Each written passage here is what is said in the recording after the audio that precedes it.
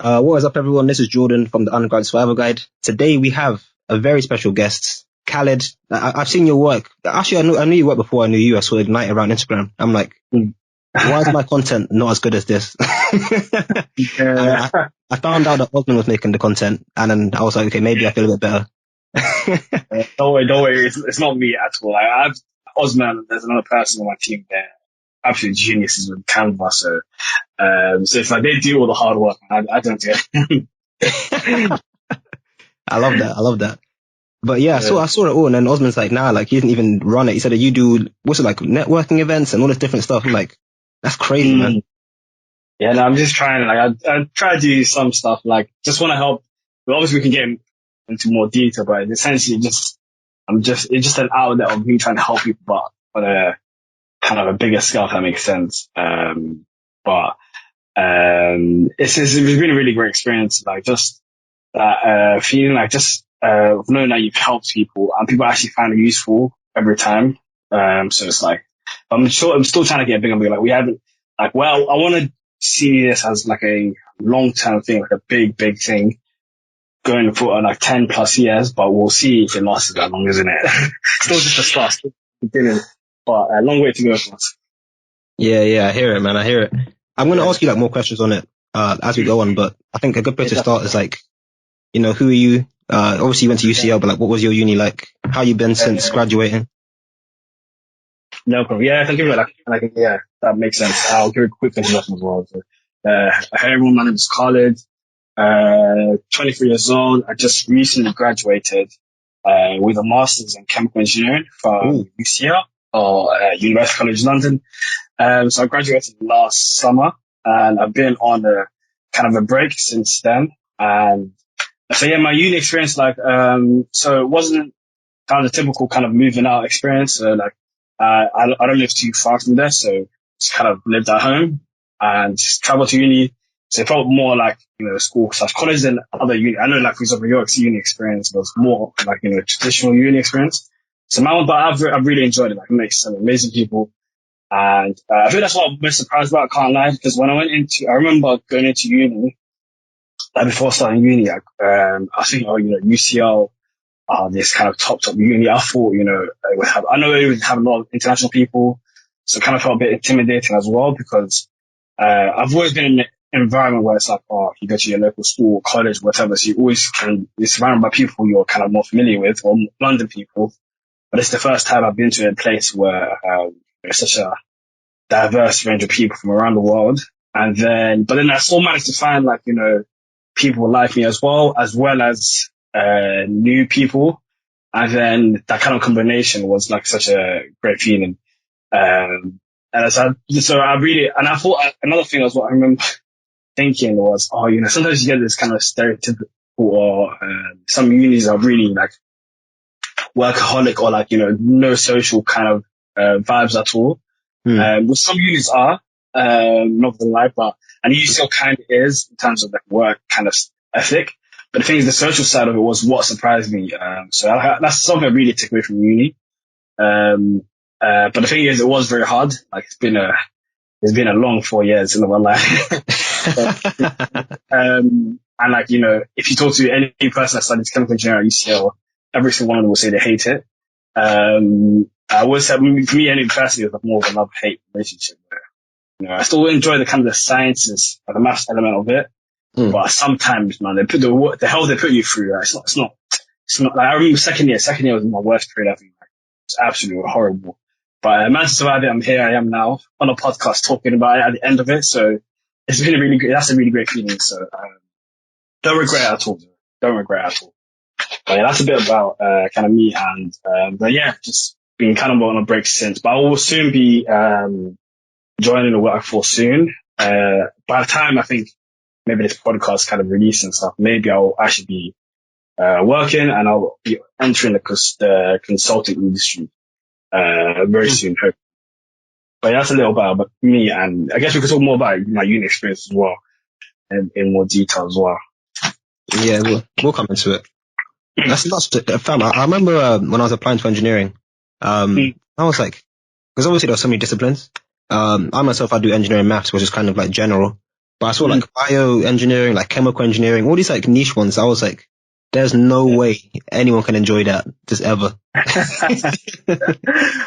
It's true. To be honest, like the way I kind of went into it, when I started, so basically back, if you go all the way back to college, so I studied, maths, chemistry, physics. And, so I was obviously like, that's a very science, heavy kind of, as in the fields you're going to go into, not field, as in the degree you're going to choose will probably be science related also. So that kind of obviously put into different, I knew I didn't want to do medicine at all. Like just the thought of that, like the biology kind of related side to it. I hate it. So any bio-related subject as well, kind of eliminated. And then you're kind of left, maths, I thought, well, at that time anyway, maybe looking back at it, I would have changed my mind, but at that time I didn't know much about, careers and stuff. So the only things I really know was that, if you do an engineering course, you get into an engineering job. If you do a medicine course, you become a doctor, law. I only knew of the vocational kind of routes. Yeah. So I thought to myself, if I did maths or physics or chemistry, something pure, then, or natural sciences, for example, I wouldn't know what job I would end up with. And I kind of, I thought it would be more safer to go somewhere like engineering. So that's basically I was left with engineering. And then, out of the engineering I think I was only like really thinking about mechanical, maybe chemical. But I chose chemical because it was more aligned to what I was studying. Like it had a bit of chemistry, it had a bit of maths and a bit of physics. And mechanical engineering was more purely physics / maths. And mechanics I found it was quite challenging. Even though I kind of liked it, it was very difficult, like in A level. So I just went with chemical engineering. And also because, I remember back then as well, if you search for like like highest paid jobs and stuff like that, chemical engineering was quite high. So I thought, okay, cool, let's go with it. And also another thing like this, maybe it's a Somali thing or ethnic thing, I don't know. If you chemical engineering for working oil in Saudi Arabia or something to get lots of money. So that was like in the back of my mind as well. So I kind of went with it. And then, during the time, in the first year, I was again, I was pretty naive in terms of jobs. I thought, okay, I'm going to become a chemical engineer at the end of 4 years. And because I was in a 4-year course, I was the first year, and I didn't take a gap year before. I felt like I still had a long time away. I was still 18/19. I just turned 19 when I went to uni. So, I still felt like it was a long time. Graduation jobs, that's a long time away. And I remember at that time as well, a lot of people, I don't know if it's like me or I felt like if you came with a gap year as well, a lot of people were, people around me, some of them seemed much more prepared. So they were doing more, the spring week stuff and whatnot. I had no idea what any of that was. I didn't know what they were doing. I remember people, at the end of the first year, people were snapping, Canary Wolf and stuff. And I was thinking, wait, I'm in a library doing studying for exams. Why are you guys not studying kind of thing, innit? Then I really these people on it with the careers and stuff. And it took me a while, but I guess that comes with entering a uni, maybe, just the kind of the standard kind of age, but not being as maybe mature or just not knowing as much as other people. But slowly you can because it's the 4 years, you have plenty of time to catch up. So, it wasn't the end of the world. It was nice being naive back then. Because after that, then the grind just started with getting a job, and then kind of never stopped basically since. But yeah, that's I forgot what you asked, but initially, but as in, you talk about how hard, the engineering. It was kind of it was very looking back. The good thing about doing it is that I know now I don't really want to do it as a job. So I guess that's a good thing because you kind of limited one thing. But at the same time, you do, even I don't want to specifically go into chemical engineering, specifically the field. There's still so much stuff I learned from that course, in terms of soft skills. We did a lot of presentations, we did a lot of analytical stuff, projects-based stuff. That's all. It was a lot of things that were very good for any industry you want to go into, if it's consulting or banking or anything. So it's I don't regret it at all mainly because of that reason. So I don't, so looking back at it, I probably either would do it again or not gonna lie. I think knowing what I know now, I think I would have done something like maybe maths or physics or something. Sorry, another reason why I didn't do maths was because I didn't do further maths. A lot of unis wanted further maths, so Yeah, that's why I didn't pick maths. But yeah, I think I would have looked my head. I think physics was always something that interested me. But I just didn't know if I could get a job back then. But now that I know I can, I think I would have picked that, over chemical engineering. Would have been. I think it would have been more interesting, and I would have been with Osman as well. Yeah, I hear it. To be fair, like after talking to Osman and even like my own reflections on my course, I was like, I really wish I did physics, man. Because I could just pick one module and like astrophysics or something that's actually interesting instead of like electronics, which I Yeah. I hate that. But Yeah, exactly. It's so true. Like, I don't know, maybe it's a naive way to look at it because we didn't do the physics degree, so it could look totally different, like obviously during the degree. But like on the outside looking in, it kind of does look more interesting. Like you get to learn about the universe, you get to learn about subatomic stuff, you get to learn about so much and the real world as well. And it just feels like, I don't know, it feels more fascinating than, for example, what the stuff I was learning about was reactors and chemical plants and, crazy stuff you would never be able to, if I talk to someone about chemical engineering, they will never find it interesting. No one will ever find it interesting unless they're a chemical engineer. I don't think there's one thing in chemical engineering. I mean, maybe I think the one thing I guess you could say was kind of, or can be kind of interesting if you go into the kind of topics of renewable energies and, working on climate change and that kind of stuff. I guess that's definitely something that's very interesting. Like, even for me, even now, like, I still find it interesting. But in terms of like the core stuff you learn, like, I can't take one thing that was interesting, man, at all. And I think it was, funnily enough, it was the physics stuff, the more physics stuff was the more interesting stuff for me. So it kind of showed that maybe physics would have been better for me. But again, I don't regret because I met some of the best people. I don't know why, but for me, and it's biased opinion, but chemical engineering had or at least my year group had some of the best people. So needed. Yeah, exactly. Yeah, I know what you mean. Do you not feel like, because I know you mentioned, seeing guys on Canary Wharf and that taking pictures. Do you not feel like, obviously you were doing a 4-year course, you couldn't do springs the same time or internship the same year, but was that like a driving force towards why you ended up in consulting and finance, or did you always kind of know you get into this industry? No, like, as I said before, like going to uni, I knew nothing about any of this. I never heard about consulting in my life back then. Banking, I thought banking was the retail bank, Santander, then man, down the road. I knew nothing about JP Morgan, all this stuff, Canary Wharf stuff.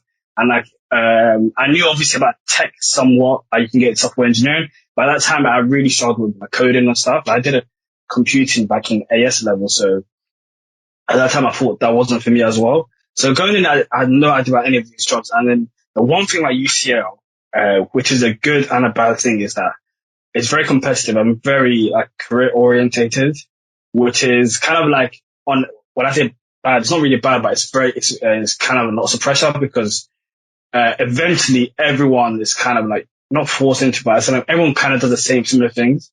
And it's very competitive, and not very competitive, but as in like everyone's on it, if that makes sense. Like I told you, first is what you're doing spring weeks, and like I had no idea what that was. But then by second year, I was applying for the same thing. So it's like eventually you're kind of molded into these kind of people that just bang out career applications, which kind of, I don't know, people might say it puts in your box or like limits you or anything. But the good thing I would say is that I got to learn a lot more about lots of different careers, and if it wasn't at another uni, I might have knew about them too late. Because I had friends that didn't really think about, it's not really their fault or anything. It's just like kind of environment. Like, the environment is a big factor. I think unis are like UCL, whereas if I had friends at other unis, they didn't really think about careers as early, or maybe you could say too late, compared to people at like UCL. Like, so for example, that people were doing spring weeks, and like Osman, like for example, says this is just one example. People that do spring weeks in first year, then that turns into internship in second year, and they already have a job offer before they even go to the final year. And then the other people at other unis are, they don't even know about spring weeks. Might not know about internships. But obviously, when they get to the final year, or by the time they graduate, they feel like, we need to apply for jobs. And then they're competing at people that have done experiences since first year. And I feel like, what do you call it? When people are coming into uni as well, like maybe on a gap year, or just like from people they know, they know that they need to apply to this. They know they need to apply to, that. My first year they do this, second year they do this, blah, blah. They don't know the whole process kind of thing.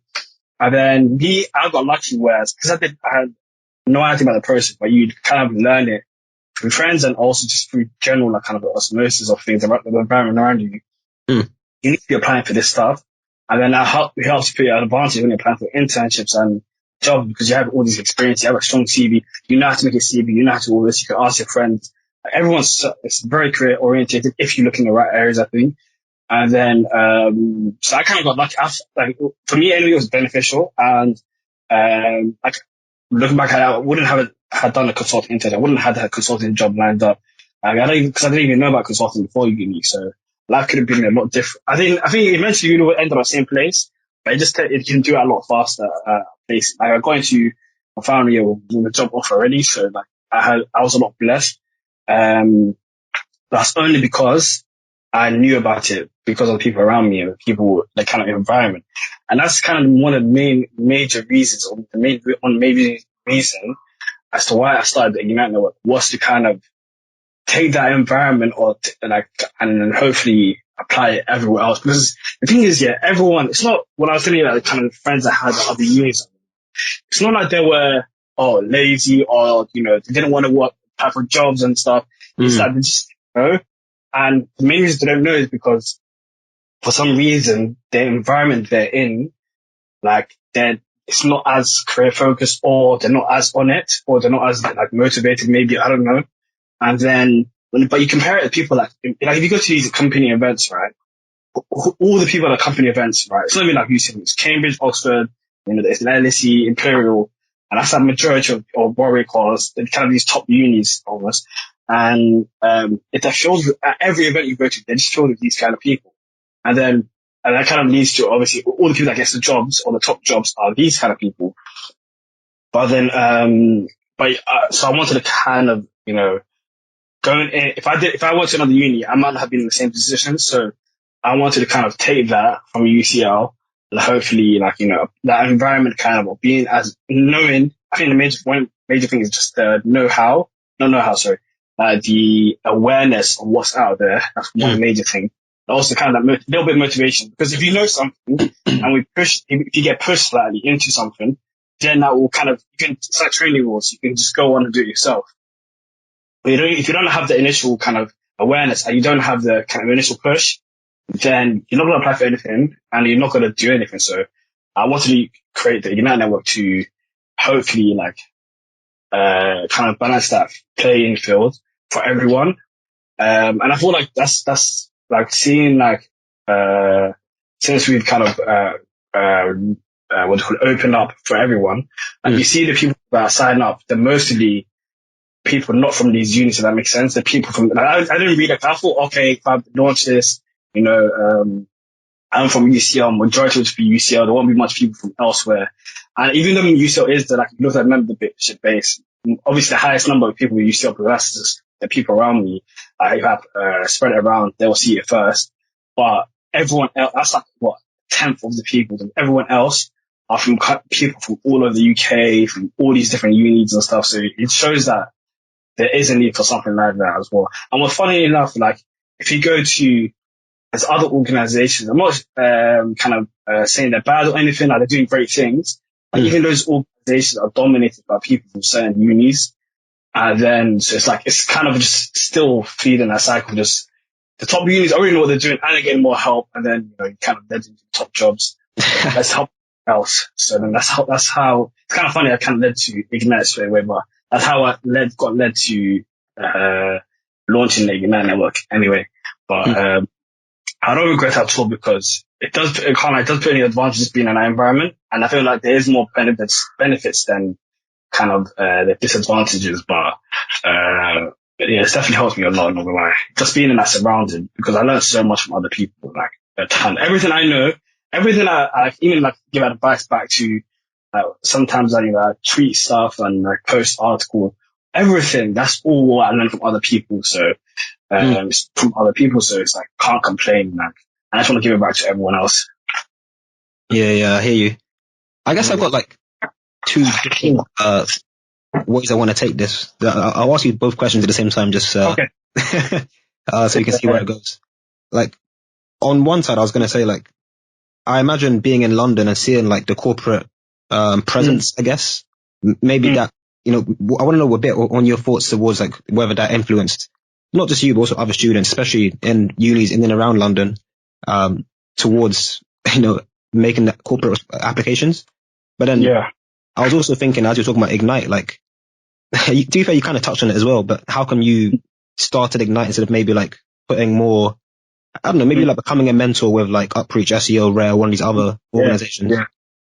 No, okay, that's two excellent questions. So, we'll start with the first one. So they're kind of present. So where I live as well, like, I wouldn't say influence, maybe subconsciously has, as in for me personally, maybe subconsciously it has, sometimes you go down the road and you see this firm, you see this firm, and especially where I live, like, I don't live too far from UCL, and legit, if I go down another way, like basically towards, City of London, it's like a 20-minute walk, and then you see more firms. You go another way, like a 20-minute walk, you see more firms. And I don't know if it has influence, but what I would say is that it definitely helps because, say I have an event, for example, and it's like I remember in third year I was going to a lot of events, and say I had an event, it's 5 p.m. I have a lecture that ends 4 p.m.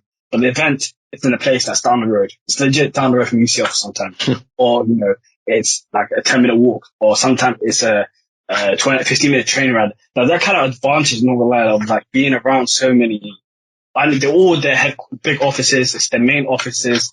Like for example, where I did an internship with a 20-minute bus ride from home. And this kind of stuff, like, not gonna lie, it does help a lot. And like, even just being accessibility to interviews, events, and like, you go to a lot more. Like, I can imagine, like, say someone that was somewhere far away and the place they want to apply to, kind of their main offices are in London, for example. You won't be able to get to see it, or, it's too much to travel. And like, if that makes sense. I remember I went to an I had an EY spring week back in second year. And the place I went to it was 2 stops on the train. And I remember someone flew in from South Africa to go into this place. Do you know what I'm saying? It's like, sometimes, like, I guess I feel like it's more, what's that, term? Like, you take it for granted, if that makes sense. Maybe for other people, it does, kind of influence them, but I'm not 100% sure because, like, I couldn't say for certain if it's a big influence or not, but I feel like it definitely helps. And also, sorry, another thing as well is that I think a big influence as well is that there's a huge presence as well with some of these firms at some unis at UCL.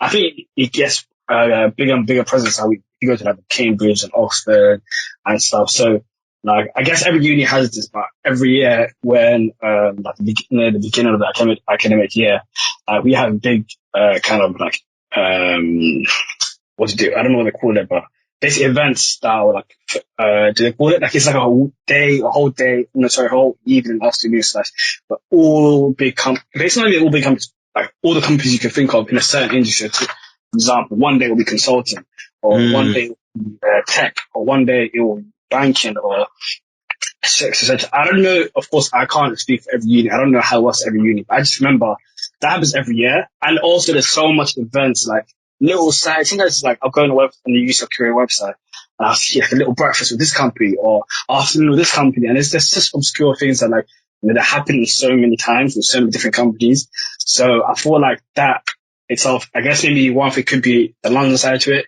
Another thing could be just that UCL is kind of known as a good uni as well, or like high uni in the rankings. So I guess that helps as well, that element. So I think, kind of funny enough as well, where at the beginning I was saying how these again, all these kind of big corporate companies, they get basically their employees from the same kind of unis. We kind of touched on that before, but Yeah. it's like I remember someone telling me that these kind of people. So say you go to UCL, you go to this company, you get into this company, and of course, like when it's time to kind of give, I don't know what's not giving back, but it's like, when it's time to do the kind of volunteering activities or going to unis and, these fairs and stuff, they'll go to the unis. So then if a company, all it has is people from Oxford, Cambridge and one other uni, then that's all they're going to go to, as in, because that's where all the employees come from. But I guess maybe now some companies try to, obviously expand their reach and whatnot. But the majority they'll still go back to their uni. So I guess just she's in that cycle of like, just staying in that same uni almost. But yeah, and I feel like, I don't know if it's just going back to the kind of summarize, I don't know if it's fully influenced me, but I feel like it definitely helped a lot. Mm.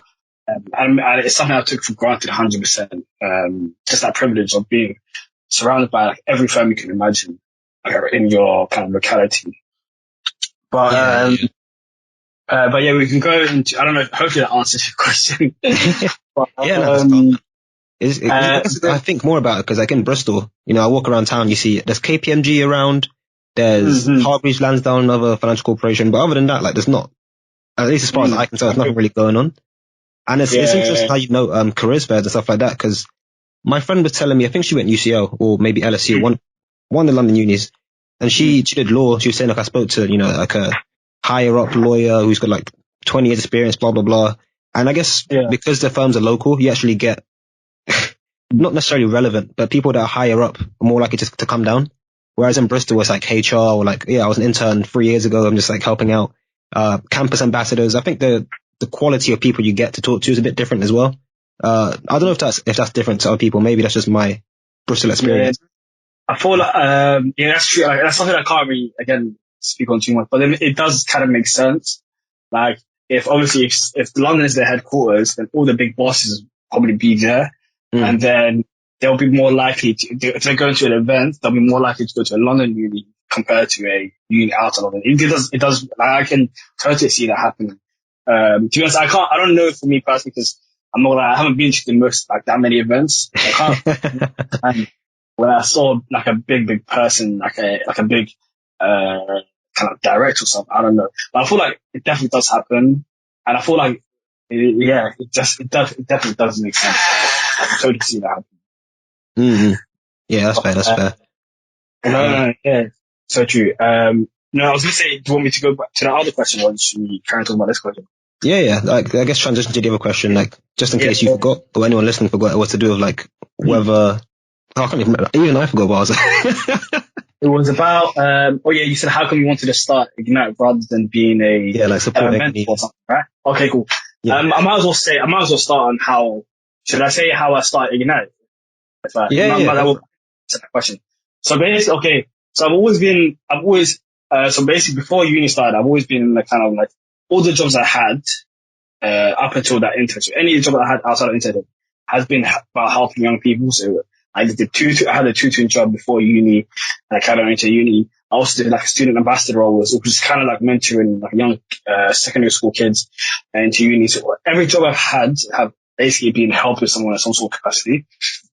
I guess that, I kept enjoying it. So it kind of showed me that, I like doing that. And then, basically, so I think it was the second year. Second year was the first kind of that half second year, the first time I had exposure, to kind of careers and stuff. Like I applied to one spring week, and I only applied to like 2 spring weeks, and I think that was the only one. I got an EY kind of 2-day kind of spring week kind of thing. And I kind of and I went to a couple more events, and that kind of led me to thinking, I think by summer I had this idea basically that it would be so cool to increase exposure to kind of these corporate kind of environments, because it's kind of restricted. Yeah, I have to apply to events or go to a certain uni, or be part of this organization or something like that. And then, but the idea for Ignite back then wasn't the same I think that it is now. It was a totally different idea. I thought, you could increase exposure through online, maybe through Snapchat or something like that. I don't know. But the name, I thought to add that in. Just the name came from there. Like I made a name at that time, but I thought like a slightly different idea. But then I just left it. And then I got to third year. And then third year was when I started applying for stuff, blah, blah, blah. It's my own stuff. I haven't really helped really anyone. By fourth year, or after third year, I remember, so I wasn't a mentor with, like SEO. I haven't been a mentor with like other kind of things, but I remember kept feeling that once I knew stuff, obviously, like how to apply or what companies to apply to, blah, blah, I kept helping people, and, like just helping my friends. When I'm not saying that helped a lot of people, I was helping my friends and stuff. And then, but you kind of, sometimes like say for example, applied to this one company last year, and then I kind of did the process, and I was helping one person, then another person would apply for the same thing, so I'm helping that person. I kept helping about the same things, and then it kind of gets repetitive almost. And I guess out of that kind of trying to get out of that, it's kind of I felt like to help so many people, if you want to help so many, obviously not everyone wants to help everyone. Like, it's perfectly normal to be, just help one person. And I do that even now, but to help, if you want to help people on a mass scale, it's so, unsustainable for you to do it by yourself. So like, if I was just, so that kind of question you asked, or why do you be like a mentor, for like a CEO or another organization or something like that? I felt like it's a bit restrictive. I'm only helping one person. I'm only helping one or two people max. To help 50 or 100 or even like you could say thousands of people maybe one day, that feeling you can never get through just personally mentor. Even like, even if you offer up yourself as a mentor, that's going to be a headache on you because you're going to have to keep talking to each person individually. It's such a laborious person. It's always going to be one-to-one. So I remember at the beginning of fourth year, that was the turning point. I was like, okay, cool. I'm going to do something about this. Like, I don't want to keep helping people one by one. Of course, I'm not trying to do that. I mean, I want to do more. That makes sense. I want to help more people. I want to, because it's such and now it's like that kind of drive of, like going to that feeling of like feeling that helping one by one is quite, tiring, and not even tiring. It's just unsustainable, non-sustainable, unsustainable. I don't know. It's not sustainable. I think that's the right way. It's not sustainable because it's very energy draining. So English kind of lost English there, but as in that, it's not sustainable on you because you're gonna keep helping with one person, then you have to help another person, then you have to help as three people. That's like, it's quite draining. Along with having to do uni or anything else you want to do. I'm not saying there's anything wrong with that, but I just think if you want to help more people, it's not gonna work out. So then, so I knew obviously that mentoring or that kind of route won't work. So as much, I think I want to do something. I thought that they would say if I was to help everyone through like an organization. So I'll, create the ideas and like, the events and stuff. And I don't even have to lead all of them or like, I don't have to do everything. If I get a team, if you do by yourself, you only help some people. But if you have a team, you can help so much other people. It's just like, it's exponential. You can just expand your kind of reach so much more. So that's one key thing. And then, by offering things like events and workshops, you're helping people, 20 people at a time, 50 people at a time, so many people at the same time. So you can lead, like, for example, me leading like a workshop, I'm helping 50 people in one go, giving that same advice I would have given the person in a mentor relationship one by one.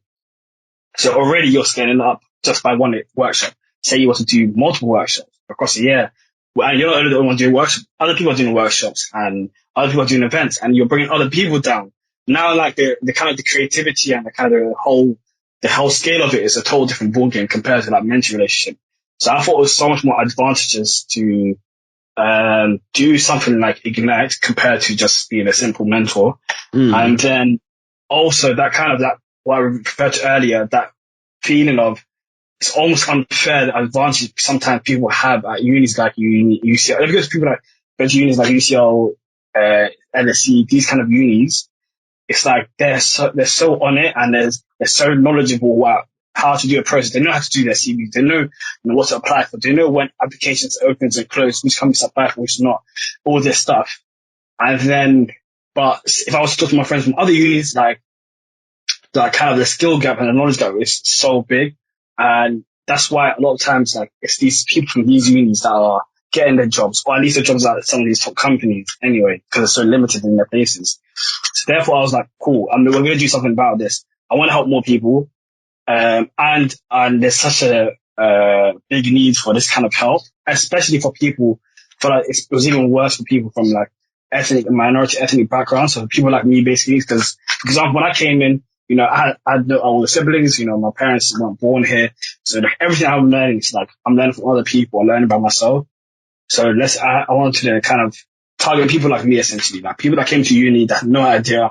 I found myself, I got lucky because where I went to, I learned everything from other people. Other people might not have that advantage, or maybe not even have that network or that kind of people around them socially. If they don't know, and it makes sense. If you don't know about something, how the hell are you gonna apply for it? There's no way you're gonna, or how the hell you even think about opportunity. And that kind of you're already kind of limited at your opportunities.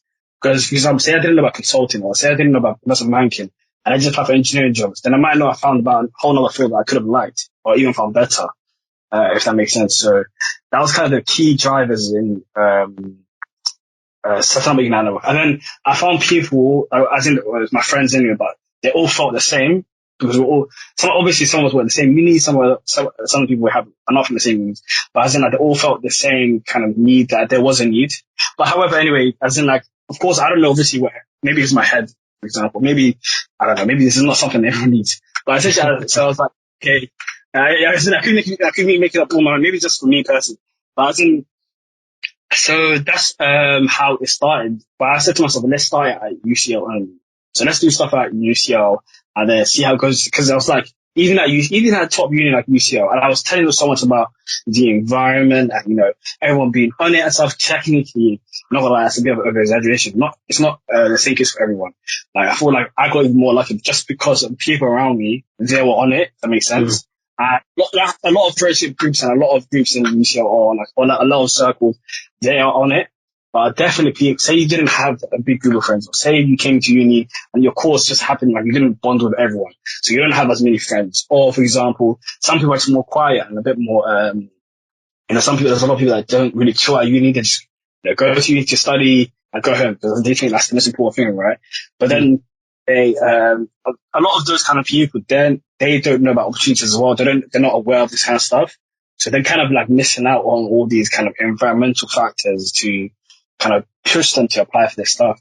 So I was like, even at a place like this, there's still so much people that need help. So let's start there anyway. But anyway, I didn't even do that much. Like we didn't even do that much. Like we did a couple of events. We set up like a small scale mentoring program. It was very small scale, just at UCL. But then every time I did, or like people just random, so not random, but people I know of, they would come up to you saying, oh, you know, the thing you're doing with Ignite is such a much needed thing, you know, it's very helpful. Also, people at these events will say it's very helpful and whatnot. And just the fact that, okay, maybe 50 people found it helpful, that alone showed me, okay, there is a need for it. And that kind of pushed me to more and more that, you know, this is something that is working and, you know, it's needed. Let me keep doing this. So, but then obviously, thinking of UCL is just very small scale. And like, you know, just one uni, I wanted to help more unis and more people. But the thing is, back then, there was no COVID, right? So I thought, okay, after uni, I was like, I want to expand, obviously, I want to do it to other unis. But the way I was thinking was very like how we were doing before. So workshops and, you know, events at a uni, like in a classroom. Like, you know, you have people that are giving an event and you've seen people in real life. So I thought, okay, maybe you could do a couple London unis. So like maybe the unis around us, like City was not that far. Kings were not far. So these kind of unis that are in the locality, that way it's easier for me to obviously travel and go to the unis and I meet people and like, you know, slowly expand. So I thought, oh, it would take a long time to obviously get across whole London, you know. I was never really thinking about the whole UK. And then COVID happened. And then, so obviously so that was still fourth year. Then obviously kind of the stuff I was doing Ignite kind of slowed down because I was, you know, almost doing, you know, had a lot of uni work and whatnot. So obviously I couldn't do as much as I would have wanted. And then COVID hit. And then I remember during exams and obviously COVID hit. And then, you know, everyone's on Zoom and stuff like that. You know, the whole world turned online basically. And then, I remember thinking, this is like maybe because chem eng exams are so boring now. Obviously, between any exams really boring. I remember revising stuff and I couldn't stop thinking about Ignite. And that's another thing as well. That's another thing that really I was like, oh, I really want to do it because I couldn't stop thinking about it. So I needed to do it, if that makes sense. Like I had to do it, otherwise I would have kicked myself if I didn't end up doing it. But I couldn't get my mind off it. I was thinking, like, what if I didn't do this kind of model of going to different universities and you know, doing events at university? What if we just did the whole thing online, you know, online workshops? And then, so I was like, that way you could open up to everyone, anywhere in the UK, even around the world can just join in, right? So basically your whole kind of, field of attempting to help people goes past UCL, goes past the London unis. Now you're around the world, basically. You can help anyone. So anyone that needs help can jump in. I was like, wow, that's actually so mad. Like, you know, the fact, as in being able to reach people, I remember people from Scotland, Ireland, people, to so many people, like, people, I remember sometimes I would see like people that sign up to Unite, someone from America. I was like, wow, like I never would have thought It's people like crazy. from anywhere. It's like totally crazy. And things that whole concept, like it was there before, like all this online stuff. It wasn't like there was no internet beforehand. It was all possible beforehand, but just that I feel like I think it was another blessing in disguise with COVID was that it flipped our whole kind of strategy kind of moving forward where, we can do these online workshops and online kind of everything will be online. And then because also again it would help, but everyone is online already and is used to the fact that, everyone was on Zoom and stuff. It was like it's like a new norm. So now you can help anyone, and like that's been such a blessing of the light, and it allows us to reach so much more people and helped us. So it's like we've got obviously most of our people that members are. So we have like last night it was 350 or something. Like I would never would have thought 300 people, 300 plus people would be interested in sign up to Unite. Like, I would never would have thought that. And then if you look at the range, like so the majority is from UK, of course, and that's who we mostly target at the moment because that's all our expertise most of our expertise is obviously to UK. We don't really know too much about international, but people from Scotland, Ireland that signed up. And then when I saw Scotland for the first time on the thing, I was like, wow, like it's really gone. And then you see people from India, I saw from Malaysia, there was someone from Netherlands and someone from America. And it's like you're seeing these kind of places. I was even seeing uni names I've never heard of and all this stuff. I thought, wow, it's really gone bigger, like as in bigger than what I am and what I even thought to be. I thought this would take something like I thought it would take 10 years to get to. But it took 2 months or something like that. So that's kind of like and like that kind of if you talk back to the question at the beginning, it's like if I imagine I did go for the mentor, just being a mentor, I would have just helped 2 people in the last year or so. But but now I'm contributing to at least helping multiple people from multiple locations, and that's such a privilege as well. And it's not just, of course, it's not just me. It's like I'm working alongside team members and stuff. So it's been such a great feeling as well to being a part of that. And hopefully we can continue. And hopefully, obviously, I want to keep. This is just the beginning. Like we've only been like we launched online. So we launched fully online. That was last August. So we haven't been out for that long as well. And we reached 300 people in like 4 months, maybe 3 months. And like, imagine we did it for a year, imagine we did it for 2 years, imagine we did it for 5, 10 years. Like, what could it be like? So hopefully, like, we keep going and we can keep going. I just want to see if I've never said to myself, if it doesn't go for the next 5 years, for example, I'll hate myself or anything. But stuff can happen. And, obviously, like, that this is just firstly just it's on the side, like, I'm going to be working, stuff can happen. But one thing I do want it to, like, if it was some sort of outlook, I guess we could touch on it later, maybe. That I would want it, I don't want it to be me just doing it for the rest of my life, for example. I want to one day be this kind of organization where it can grow on itself and then someone else can take the lead and someone else can take the lead. So it's kind of making a cycle of helping people. So that way, if you create a cycle of helping people, you don't have to be part of that cycle. You might have been at maybe started off or somewhere in the cycle, but you can jump off that cycle and it continues helping people. And that's another thing that you can't really do with mentoring. Well, yeah, because you can, if you help someone, they help someone else. But this is a different scale. And that's, yeah, because I guess finally I answered the question. As in, kind of took a long way about it. That's nuts. Now I get it, man. And it's good to hear the context as well. Like, it's important to understand, like, just by you saying to make it sustainable, reproducible over a long period of time, like, it makes perfect sense. I guess I have two kind of brief follow-ups is like, firstly, how do you ensure that you deliver the highest possible quality? Because obviously with mentoring, it's like, it's specific, it's custom, it's tailored. That you're helping that one person achieve their goals. How are you assuring yourself that you're doing that on a larger scale? And then slightly beyond that, like, I know you said you tested it in UCL first. That makes a lot of sense, like, to make sure the idea actually works. But then how are you avoiding running into the same trap that like these other organizations run into where they're only getting the same elite people, I guess? Yeah, no, that makes sense. So with the first question, so you said how you keep that same high quality, even with stuff like mentoring and whatnot, right? So, it things that it's not a perfect process, and like even with okay, firstly, okay, let me see to try to do this, obviously, like where you're sourcing, and we only do stuff we can do. So, for example, we wouldn't do it, and so far, anyway, so far up until now, we've only tried stuff that we know we can do well. So, for example, like within us, like for example, I knew about consulting. I had a couple of friends within the team that knew about consulting. So, for example, we launched a whole consulting like getting to consulting program because we knew how to get into consulting. Makes sense. But we didn't do a program for banking or technology or something because to do it on the same scale would have been to either be a kind of a fake version or not a fake version, but a much less version.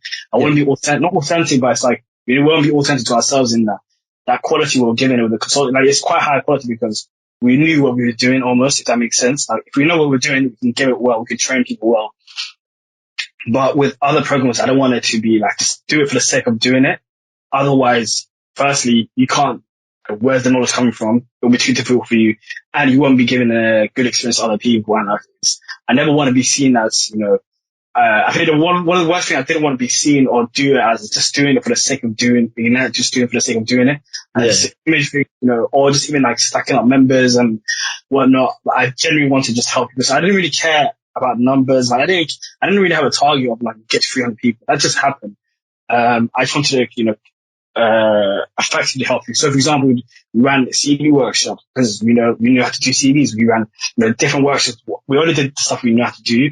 Mentoring is a bit like, of course, it's not. That's more about sourcing people. So we only of course, we sourced people with the relevant experience. So, and then what we did was we were getting people on board. They apply, and then we see what they're interested in. And then we try and match up to the relevant people, of course, in the same industries. But the thing is, and then the obvious course, like we're trying to do and this is, of course, is a learning process. Like it's still the first time we're doing this, and it's still the first time it's still a first time, right?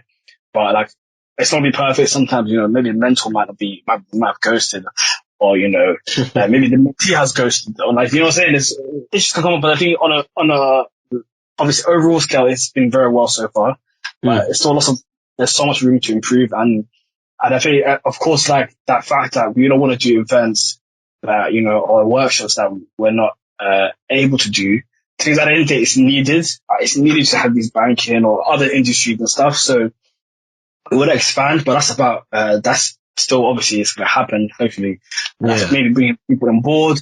And I feel like it's a lot more to do with collaboration, bringing other people on board, or doing some sort of collaboration, or just bringing people to speak in and stuff. So we'll see how it goes. Hopefully, like one day I have this image where such a large team where this consulting program is a defined program in itself, and then we have other programs for all these different industries, and we're doing all this workshop for all these different industries as well. I don't want to be seen as well. Being specific to just a couple of industries, or because I know some organizations are already specific to just the corporate world or specific to just a few things. And the thing is, at the beginning, it does feel like maybe we realize that as well, but that's only because we don't have the in-house capabilities at the moment to do everything. And it's not scalable because it's like a startup, right? If you start a startup, you can't just serve everyone at the same time. You have to start small and then expand. So hopefully we can do the same thing. And then help everyone in the same authentic way. And hopefully, if you keep that same vision, that same principle of, doing something of high quality, only just bring it out, like even the content or anything we do, it's only of the highest quality, hopefully, or at least to the best of our abilities. That way, at least, it's authentic. And every time, obviously, when we go to workshops and stuff, like just being authentic in that and, just making it real and not making that a kind of huge barrier. And I think another thing that helps, not gonna lie, I think that's what I say is an advantage to us anyway, is that we're all like the same age as me or a bit younger. We're just recent graduates or just recently start working, and I feel like that has a huge benefit because that means that the people that are we're helping, right, university students or maybe pre-university students, recent graduates, they're basically very close in age to us. So we can relate a lot to them. Like we know how it feels to be going to uni and doing applications, because that means, as in we just recently done it, right? And also it's like if we just recently done it, that means that our knowledge first is more fresh. And second of all, that if our knowledge is more up to date, because a lot of people, if you ask, and a lot more available as well, if you a person that graduated 20 years ago and you knew about the process 20 years ago and you're trying to help someone now, it's not this, obviously there's a lot of similarities and stuff, but it's not, your knowledge first is not as up to date. You might not remember as much, and you've learned so much in 20 years. You know, your kind of knowledge level was so much higher than someone else's, and it's very hard to. I remember, so fun. I just remember this quote someone was saying the other day. I remember I read it online. It was about the best teachers. Someone said the best teachers are like almost the beginners, because you know, they've recently just done it, and like, you know, their knowledge is fresh and everything. So, well, like, that's a huge advantage to us, and it allows us to stay authentic and proper help people in detail. Well, at least I like to think that anyway. But every time we get feedback on through our programs and our workshops and stuff, they've been amazing. So even just like so for me, I never really cared too much about how many people we're helping. Of course, it's nice to help so many people, etc. But I care much more about their quality and their kind of on the ground. I feel like we'll help people on the ground almost. So I feel like if I keep that same ethos, our team keeps that same ethos, that should stay with us at all times. Hopefully, anyway. We'll see. I don't want, but the thing is, you know, sometimes you always see organizations start off with, yeah, we're doing this, we're doing blah, blah, blah. Then, of course, 10 years down the line, they kind of change. But anyway, truly, hopefully that doesn't happen, but we'll see how it goes, isn't it? Yeah. I mean, it's good to hear that you're heading in the right place even to start with, I guess. Because it means that, like you were saying, you want to eventually like have someone else maybe take over or like continue the journey. And if you're heading in the right place now, I can only imagine you're going to find someone who shares your values, shares your goals, and then that, in theory, it should ensure that things don't change over time. Exactly. It's like maybe a new face, but the same values. Yeah, no, it's so true. Like, of course, like if I say, for example, I hand over the reins, for example, and where the organization goes and everything, that doesn't matter too much. But as long as it stays authentic to truly helping people in the best way possible, then that's all that matters, if that makes sense. Because I think that's all this organization is for, helping people. But yeah, we'll see how it goes. Hopefully it stays the same. But onto the kind of, I think I forgot the other follow-up. What was it again? Yeah, I mean, I want to ask you more about like your uni experience as well, but like briefly, the other question was, how are you ensuring that you reach people from other unis as well, instead of like falling through the same trap as other organizations? No, it's so true. I feel like I feel like this online kind of process has totally almost, I think, solved that problem, because naturally, because when we I think another thing I helped as well is like when we kind of released our launch online, we didn't really advertise like where what uni would come from or where this place originated as much. We didn't really do that. And that kind of shows that, okay, firstly, when people first saw this new thing on the block, I guess they could see it's just an organization that says, like on the tag that says, helps people essentially from minority ethnic backgrounds. So that's the first thing. It's like this image on the screen or whatever. It doesn't show that it's really linked to any specific uni or any specific anywhere, if that makes sense. It's just an online kind of thing. And then, honestly, this whole online platform kind of model, or whatever you want to call it, like doing an application form, or like, so when you do the sign up form, it doesn't ask like, or do you go to any of these unis? It just says, oh, you know, put your uni in. It doesn't have any preference to what uni you go to or anything. It's like basically you can be a Unite member as long as you're basically either a minority ethnic and or from a lower socioeconomic background, which one to be like that, because that's who we're mainly targeting. And majority, like 90% or 95% maybe of people that sign up are that. And so that's been another tip. So that's really good. And honestly, it's just I guess because people see it online, right? Say what put it out on Twitter, on Instagram, on LinkedIn, whatever, and you share it. Okay, firstly, you have friends in other unis, right? And then their friends will have friends in other unis, and naturally, people just see it, I guess, and you know, they're interested to sign up. And then legit, there's very diverse range of unis that are signed up to. The predominant, as in if you look at, so if you look, I remember looking at the numbers like a few months ago. The people that are obviously from the most members were from UCL. But that's only because if I'm sharing it, my friends are sharing it from UCL, the UCL people, a lot of UCL people are going to see it naturally. But that was like 40 or 50 people maybe. And there's 300 other people. So I mean 300 other people are from any other uni, or mostly in the UK. So it's like, and if you look at the numbers as well, it's not like, oh, it's 50 people from UK, 50 people from Cambridge, 50 people from LSE, and then, the rest are just any other uni. It's legit been 10 people from LSE, 10 people from this uni, 10 people from that uni, 10 people. It's just, I guess it just naturally just happened like that. And I thought like purely because it was launched online, if that makes sense. So what would have happened before COVID and everything would have had to be, I get everyone from UCL sign up, get everyone from this uni signed up, and everyone would have had to one by one.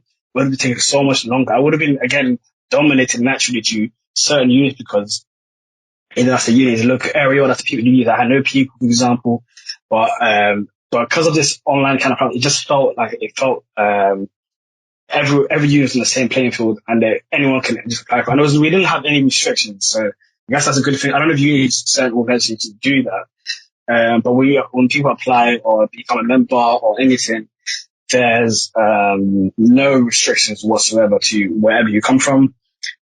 Even like location as well. Some of our certain programs, like for example, a consulting program, was specific to just UK people because what the content we were delivering, the training we were delivering was for UK applications. If that makes sense. So we couldn't really help someone from who lived in India, for example, because the Indian application process will be different to UK application process. So that's like when it comes to specific program stuff, there's some restrictions with regards to what location you're from.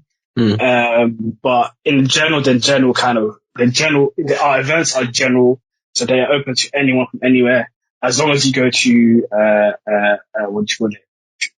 No, we're not really, we're not restricted to any university, sorry. I meant to say, we're not restricted to any university. You could be a graduate, you could even be a professional sign-up, you could be a pre-university, and hopefully one day I want to obviously expand more into the pre-university kind of area and go to schools and colleges one day. But slowly we'll start off with mostly focus on university people. But yeah, like, I don't know, maybe, yeah, to answer the question, I didn't put any restrictions, or I think we didn't put any restrictions on where people come from. And I think that launch for online has made it a fair process of anyone, anywhere signing up.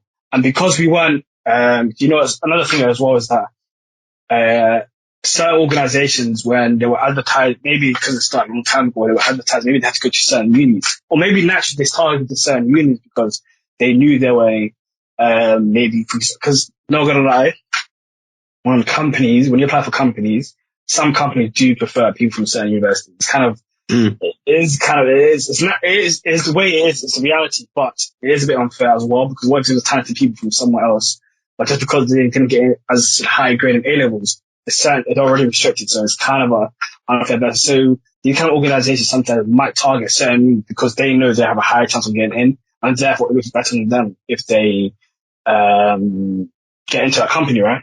But because where we started, we never went to any unis, we never advertised ourselves at any unis, like going to certain unis. And our goal was never just for, okay, we need certain amount of people to get into this company. We don't want that. All we want was to creating an awareness for all these opportunities. So there's all these industries out there. You can apply for that. And we give you certain skills, like upskilling yourself in certain areas, like key areas like CVs, for example, certain blah, blah, blah. And then it's up to you to go do what you need to do to get into that company. If that makes sense. So we're not really aligned to, maybe one day we'll be down the line, to help improve, our, kind of, get people into this company, because that is true. If we can get companies down and collaboration with them, and then, hopefully, more people know about them and apply for them. That's more sustainable as well. But that's maybe the next step, maybe kind of goal, but we're not, as in for me anyway, I'm not, too fast if this person gets in this company or not, if that makes sense. I want them to just improve their awareness and improve their skill sets. If you can do those two things for anyone, that's fine. And because our main target is those two things, that's not limited to anyone from whichever uni you come from, wherever you're from, or wherever you're applying to. So therefore, naturally, you're able to help anyone. from anywhere. So I guess, but yeah, it wasn't like any, thing that we can specifically, we want, other than just maybe just in application, not having any restriction, I guess. Yeah. That answers it. Again, Yeah, as usual, I waffle my way around any question. that's the way, man. 95% waffle gets you by. This is how all my interviews go. Just But it's just, as in you allow us to this, natural flow through conversation. So, yeah.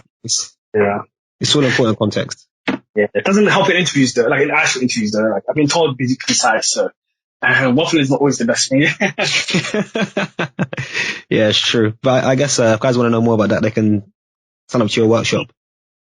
Yeah, that's true as well. Yeah, like maybe we can. Yeah, what's this? What's the minimum time? Oh, sign up to this. And here's the links. But I think even if people find Ignite through this podcast, that would be amazing as well. Like, again, like all here, we're just here to help people, and even through like personally, like what I started as well recently, just trying to put content out anyway, just to the public as well, so that it helps people even more. Alongside the Ignite network as well. But it definitely is. But yeah, as in you can carry on the conversation. If you want me to do the socials right now, it's up to you. Yeah, plug away, man. Okay. Okay, if you want to, sign up to Ignite network. So the main way, so we don't have a website just yet. This is how you know we're still very new. We don't have I want to have a website and stuff, but we don't have a website yet. But where you can find us is just type into Twitter, for example, or Instagram, Ignite Network. So just how you sort Ignite, how you sort network next to each other, and the underscore. You can find us there on Twitter and Instagram. And on LinkedIn, just type in Ignite Network UK on LinkedIn. You should be able to find us. So it's pretty easy to find us if you ever want to search us up. We just don't have a website yet, so don't I know if you search on Ignite Network on Google right now and stuff like other stuff will come up. So yeah, don't search up on Google just yet. But Twitter, LinkedIn, Instagram, that's where we are right now. And I guess even if you want to follow me as well, because now I have a public Instagram profile as well and a public Twitter profile. It's KHALI. Oh my god, this is my name correct. KHALID. Oh my god. Okay, KHALID M_101 on Twitter and Instagram. Because only reason I'm saying this is because I put content out sometimes. So like infographics or threads or blogs. I start doing blogging and stuff. I'm just like create advice. Like yesterday, for example, I put out how to write like a cover letter, some tips for a cover letter. Yeah, I saw that. Thank you. So it's like I just started putting stuff out on there on all three platforms, on LinkedIn as well. You search my name up. But if you decide to do that as well, but yeah, Ignite Network, that is the focus. So check that out. Yeah, nice. I'll put your links everywhere as well.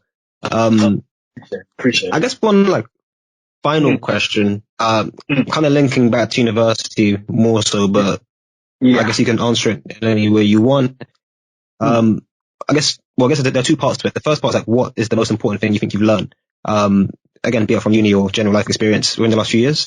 And then the opposite side of that was the biggest thing you had to unlearn, be it that maybe engineering isn't the route for you or, whatever your perspective is on those two questions. Just brief answers. Yeah. Oh, two big and tough questions. Oh, I would say, I could be wrong. Maybe this isn't the biggest thing I don't know, but I feel like this is right now, this moment in time. Maybe this isn't like it's a general, I would say I've got a lot more, it's not like even America. I got a lot more confident, I would guess, during the last few years. That's helped me so much, in terms of, and I'll get back into how I actually learn how to be more confident about how it happened almost. But, like what now, right now, like looking back, when I was younger, I wouldn't have set up something like a United Network and I set up a whole organization and leading workshops, all this stuff. That wouldn't have happened. I wouldn't have been on this podcast right now talking about myself, talking about United Network. I wouldn't have on the profile, putting threads out, Like even right now, kind of like doing stuff like that does like even right now inside of me, like, oh, I really want to do that. Like I don't really like attention too much, but as in like to put myself out there and stuff and being confident and even being able to speak to people, being able to, I think the ability as well, I could say that's tied into that is I've really learned how to speak to just about anyone confidently the same way and not have any like fears or any like issues or anything. That's been a really like it helped me a lot. And how I got to that level was through uni because through uni, firstly you're on a course, as we said before, on a course with my course was 50% international. So firstly, there's 50% people not from London. I was only used to London people. So personally learning through that naturally. Then in uni, my chemical engineering course itself, we had a lot of projects, you're forced to work with people. So I know a lot of other people in unis, you might be, oh yeah, 50% international, whatever, but you wouldn't need to work with them because everything's individual, right? Just stick to yourself, just do your own work and stick to your friends. But every like month or so, almost every month, you had a different project going on. So you basically by the end of the 4 years, you need to work with everyone on your course almost. And like you learn how to naturally just talk to anyone from anywhere, like from China, Malaysia, anywhere in the world. So that's helped me. And even in these projects, a lot of them have presentations. The reason why I mentioned the presentations help you a lot with like public speaking and stuff. So when I was younger, I remember I used to be frightened of like presenting, or at least presenting to unfamiliar people. And then for uni, naturally, that basically you won't. By the end of 4 years, you're not going to be uncomfortable. You're going to be comfortable with presentations naturally. And then by force, but that helps you in other aspects, like even leading work. That presentation helped me lead workshops effectively, or like talk to people in workshops. It doesn't have to be effective just without that fear. And then because obviously, like everyone, there's a natural fear to have, and I had that fear. I still kind of do as well, but nowhere near to the scale. Like I'm able to just talk, and at least talk from my heart or head. And then another thing that kind of elevated even more was kind of the career hunt. So going for jobs. So what I started off with going to lots of company events, going to interviews, all this stuff. And I wouldn't have done that effectively if it wasn't for that uni course. So like doing all these presentation stuff, like going to these events, I could just network with anyone. I could just talk to anyone naturally. You know, like it doesn't matter if they're partners, like big people in their companies or just associates. You could talk to them constantly and get what you want. And then that helps you with interviews because you can talk the same way, you can be natural. And then by the end of 4 years, you become maybe it would happen with anyone with any unit. I don't know. As in me personally, I felt a lot more confident and developed these kind of like conversational leadership skills almost. That's helped do this Ignite stuff. It helped me do more public profiling stuff kind of thing. So that's the biggest thing I'll say I learned 100%. And it's helped me just be confident. And now I can go into the working world, like hit the ground running. And if I'm able to, I'll speak to myself like, usually I don't like to do myself too much, but if I'm able to do this now, what can I do in 10 years? What can I do in 20 years? So I'm very excited for like whatever I do or whatever happens if I live that long. Hopefully, that's definitely been the biggest thing I've learned. Yeah, it's not a specific, I don't know, you can say a specific skill or not, but, yeah, it's helped me so much. And hopefully continue developing. I hear it, man. I never would have guessed you lacks confidence before today. Like, as in, to be honest, like, I think I remember when I was younger, I used to fake it a lot more. So as in, like, I can talk to other people and stuff, but you wouldn't know, like, underneath that, I just kind of shit my pants and stuff. But, that feeling underneath has gone. So now it feels maybe more confident. Maybe it was the same as before. I don't know. But as in internally, how I feel internally a lot more confident. So that's the great feeling. So, and it's allowed me to do a lot more braver things and, just keep doing this without caring too much about what other people think. It's still definitely a process I need to get over with, and stuff. But hopefully it keeps on continuing improving. And I thank you for, thinking that. yeah, no, that's nuts, man. Nice to hear. Thank you, man. I appreciate it. And the unlearned, I guess it kind of is two sides of the same coin, but it's definitely something to reflect on. I think something that is different. That's so true. So true. I guess, I would say some of the thoughts I just speak from my head. Some of the thoughts I think it just One thing I would guess that you could unlearn is, is, that the world's bigger than London almost, because as in, during, uh, like growing up, I was always in the kind of the same area, or like, going to schools in London, and you're obviously surrounded by people in London, same people, most surrounded by, kind of ethnic minorities and stuff. Lots of men, I grew up with lots of Somali people, and, that kind of stuff. So that process, I guess, that's definitely like expand, like uni, and all this career stuff, and all this, being online and whatnot. That's definitely helped me connect with newer people from anywhere. So just maybe I guess unlearning that the world is bigger than London. That's definitely been one. I had another thought. Hmm. I guess maybe another small thing as well is that maybe this is more recent, but just, unlearning. Okay, so this whole kind of Ignite network and even like recently right now, they're putting blogs out online, writing online, etc.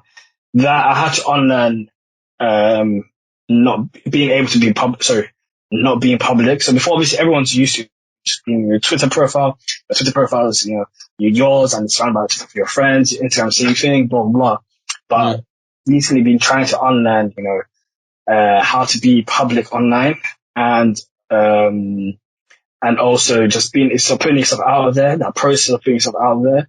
So I had to unlearn, I guess, being private, and, that fear of what other people care about, or, and whatnot, because for me, because I don't care too much about, what other people, as in I don't care too much about,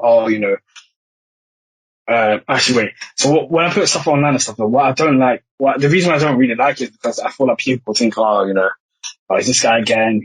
Or people think I'm grabbing attention and stuff. But I'm really not. Like I'm just doing this, like first, of course, to improve my personal brand 100%. That's obvious benefit, but as well as actually helping people and stuff. So just have to unlearn, maybe just every time a person has to think about, don't care what other people think, don't care, just do it, just do it. It's perfect, just do it, just post. So I think that's a very recent thing, I guess. But that whole thing wouldn't have happened if it wasn't for that whole journey of uni, and what we just talked about in the other question. That didn't do that. If I didn't learn all that, I wouldn't have had to unlearn this. I guess that kind of answers that question as well. So I guess that's the two things I can unlearn. But I haven't really thought about it. That's an interesting question. I have to think more about that maybe after this podcast, and, just think about it, just on it. Because I'm not gonna lie, like, I don't really think too much about the past and stuff, so maybe that's why I haven't really been able to answer those two questions greatly, but I should do more of that.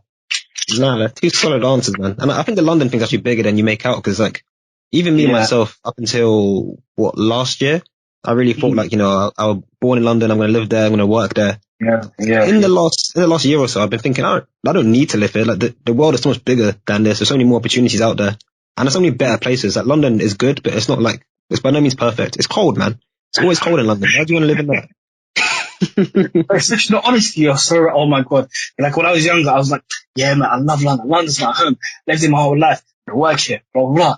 Then I realized, wait, I can get better salaries outside London. I mean, outside UK, for example, or I was like, even these companies, they're everywhere. They're in America. They're in the Middle East. They're in Africa. They're all these countries and other places in Europe as well. I was like, wait, I can work anywhere across the world. I'm meeting people across the world. Like, you're slowly starting to build a network, not just in the UK or London. You're slowly starting to build a network, like, there's people that that's in these countries. And I feel like, because I'm still young, I still haven't even started working. Like, once you start working within the workforce, you're working on international projects sometimes. So it's like, slowly you're learning that the world is much, much bigger than London. And I guess, it's definitely accelerated by, stuff like, Brexit happening and whatnot. You could say that as in, like, maybe, London's not the be all end all kind of thing. But it's like, it's definitely expanded my horizons. And even one thing I really liked as well is that, I thought I can never, really have friends or, know people from across the world, but I met some great people from many different countries around the world. And I guess that's another thing I unlearned as well.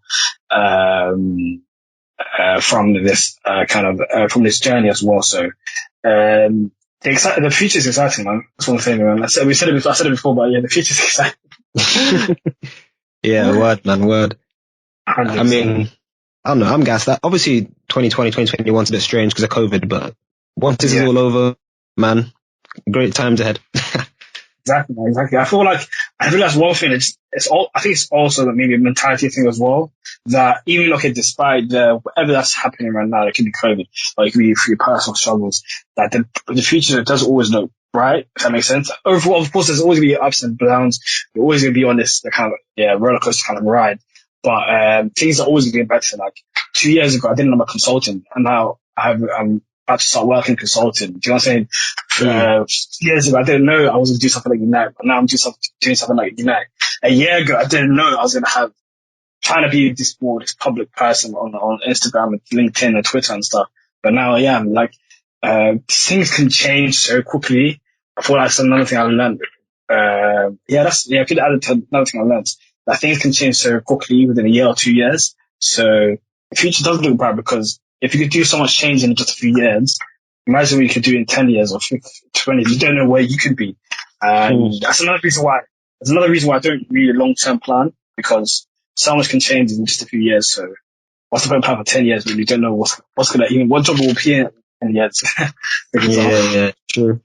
Well, I mean, I'm not going to go in depth. Like, we could have a whole other podcast on this topic, but like, one thing that I found strange, I was talking to one of my friends ages ago about, 5-year plan, 10-year plan, when we were still in sixth form.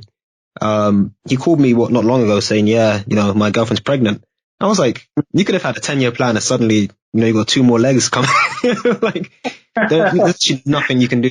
It's always good to have a rough trajectory, but geez, man.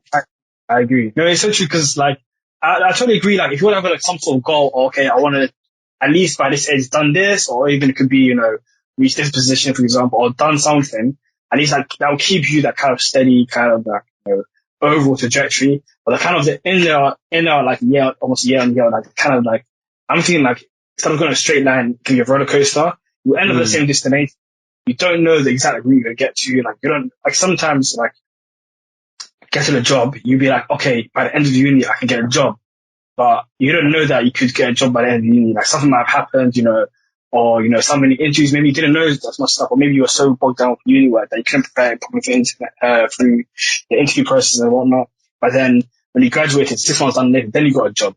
Like the kind of the goal doesn't, as in the destination doesn't change, but the kind of the travel you go through could change. And I feel like, planning for such a long time as well, can not be dangerous, but as in like, things will change or things can come up and you might find something a total different route. So you could end up somewhere else. So I don't know, maybe just me, I don't know, but I like to be a bit more flexible and just like, let's see where the wind takes. But I do know, obviously I want to, at least be a bit successful, at least have some money in the bank. And that's a necessity. I need all this thing. But as in like, where I end up being and stuff, like I'm not, too fast, but as long as I'm just working hard, then like, I don't know. I for me personally, I prefer the smaller time scale. So what I want to see, where do I want to see myself in 2 years? Or what do I want to do in the next year or 2 years or so? And then work through like that. Maybe hopefully continue. Maybe I'll change. I don't know. But, it's so true. Like, what if you get married? Or what if you have kids? Or, what if you have to move countries? Like, there's so much stuff that can happen. What if COVID happens? We didn't know what COVID was. We didn't know any of this would happen before, last year or so.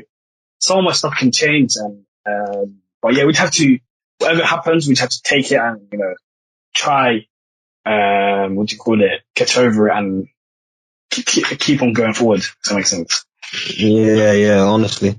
The only thing let me end on this, like, let me see what the price of Bitcoin right now, and then I'll know what I should be doing in 10 years time. What do you say, sorry? So Bitcoin's currently worth, like, one Bitcoin is $44,000. So in 10 years time, let me see if I made the right choice there or not. My 10-year plan to not regret not buying Bitcoin. I'm not gonna, because I think to myself, I don't know, by the way, I don't know anything about investing or finance or Bitcoin and stuff, but I'm thinking like, this naturally, like, Bitcoin, what was it, like 10 years ago?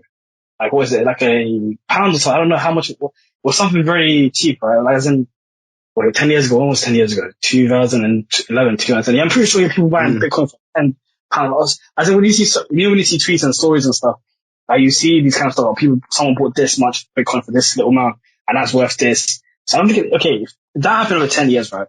Then 100% in 10 years time, I think anyway, I'm confident in 10 years time, it's going to reach a mad number, because that's what, I guess you can't obviously not strictly rely on the past, but because it still feels like a new thing, and like it was in 10 years, it went from X amount to 44,000, and companies and countries are not really even like using it that much and stuff. What if we start properly using, or people start buying? Like, was it recently yesterday? No, not yesterday, a few days ago, Tesla said they bought 1.5 billion.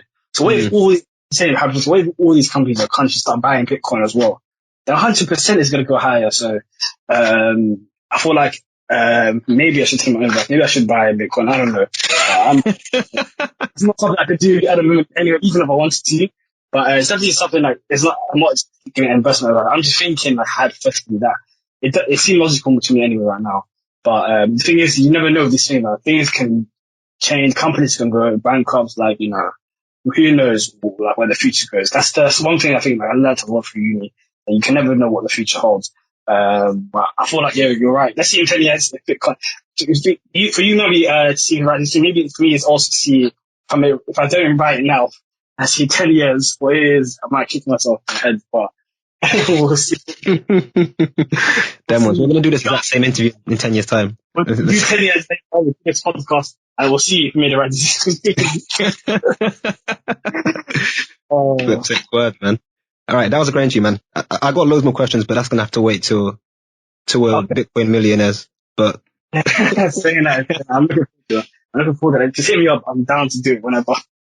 I appreciate that, man. Love it. I just want to say before we end, I just want to say thank you, man, for giving this opportunity. Just, you know, I really enjoyed talking to you as well.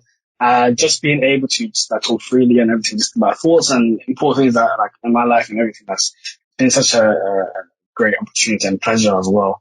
And hopefully I can keep doing more of this and stuff. And I learned a lot from you as well. And again, you're helping me with my confidence, learning my confidence and improving my confidence and stuff. So thank you for that as well. Appreciate it, man. The honor's all mine.